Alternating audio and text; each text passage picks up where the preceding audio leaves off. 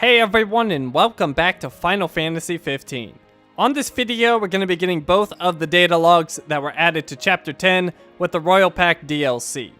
Now, if you're like me and had completed the game before the Royal Pack DLC came out, the only way to access these data logs is through Chapter Select. And you want to be careful with Chapter Select because it completely resets your quest and hunt progress. So, if you want to keep a hold of that stuff, like I definitely do, make sure you do not overwrite your save or it's all gone. And in fact, just to be ultra careful, I made a backup of my save to use for this chapter select just in case something goes crazy and I lose that save. So this is my normal save, 120 hours and 33 minutes. I made this backup right here, 120 hours and 35 minutes. We're going to use that for the chapter select.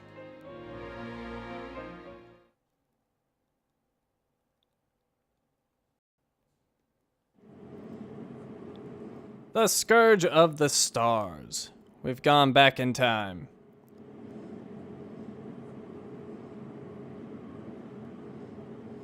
Several weeks later, and this chapter is the one that immediately follows the Leviathan fight, if you don't remember it.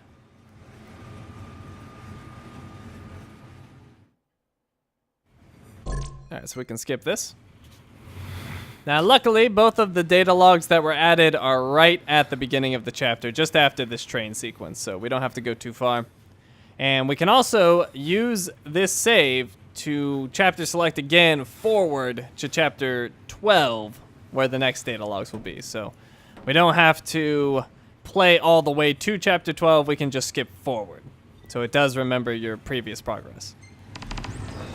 And I'm not sure if this was here before, but you can actually wait or skip this train sequence right here by just resting. The train is now arriving at Cartanica Station.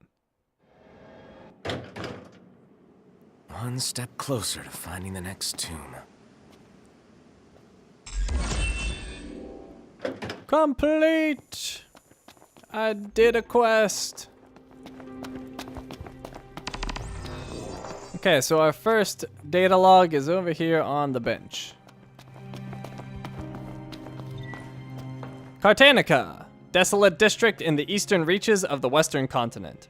The railway that transects imperial territory still stops at this station, but few board the Magna Fortia from Cartanica these days. The elevated railroad platform offers an expansive view of the surrounding area. Retaining walls hold back soil on the Sucarp mountain slopes, while gas and oil fields pepper the ground below. The famed Fodina Castino can also be seen from the station, with an elevator providing direct access. Niflheim sought to recover and restore the magic technology of old as the key to ensuring the nation's future prosperity, but mass production of said magic technology required enormous quantities of oil and coal. Thus, the Empire set its sights on Cartanica, a once lively town rife with natural fuels. After the Empire had its fill, however, the city was left a shell of its former self, drained of its resources and devoid of human life. And new regional information has been added to my data logs. Now, the only other data log for this chapter is at the back of this train.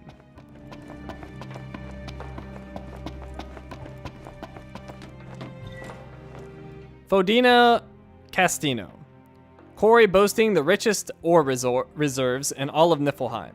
After the mine shut down, a variety of wild plants dug their roots into the rubble, defying the natural terrain and gradually transforming the arid basin into a makeshift marshland.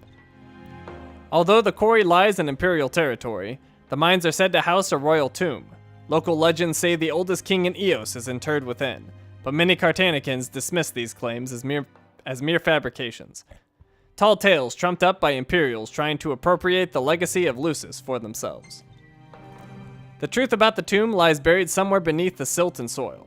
Some suppose the demon-deterring mausoleum was erected as a sign of friendship between kingdom and empire in an age when the two nations enjoyed amicable relations. The scars of war are visible across the land, while symbols of peace remain hidden from our sight. Alright, so if we go and check our data logs, we will see that those are added and my previous list is untouched. And both of these are in the almanac section. So Cartanica and Fodena Castino. And everything else that I achieved before has come with me. Alright, so we are all done here. Thank you for watching, and I will see you next time.